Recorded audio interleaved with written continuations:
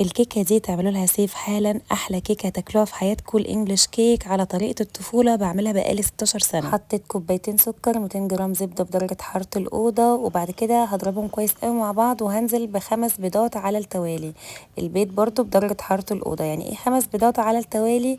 يعني بحط بيضه واضرب كويس قوي، واحط بيضه ال5 ورا بعض مش مع بعض، تمام، عشان تطلع مظبوطه وقوامها حلو. ده اللي بيخلي لي الكيكه بتاعتي منفوخه وقوامها مظبوط. هحط معلقه كبيره فانيلا او كيسين فانيلا باودر واضربهم. المواد الجافه 3 كوبايات دقيق، كيس بيكنج باودر، ورشه ملح، واقلبهم كلهم مع بعض.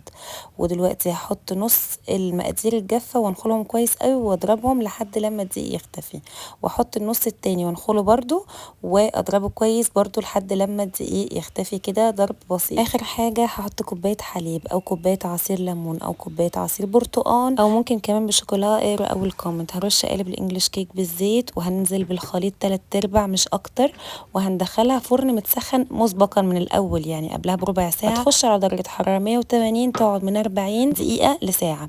بعد 40 دقيقه بص عليها وحط خله اسنان اللي هي التوث بيك، لو طلعت نظيفه يبقى تمام، لو ما طلعتش نظيفه يبقى لسه محتاجه شويه. الانجليش كيك بتتعمل بالفواكه المجففه، بس انا مش بحبها. اهم حاجه في الكيكه لما تطلع من الفرن سيبوها ربع ساعه قبل ما تقلبوها، قطعوها بعد ساعه. المفاجاه ان انا متعلماها من المدرسه وانا صغيره، ودي احلى كيكه هتعتمدوها على طول.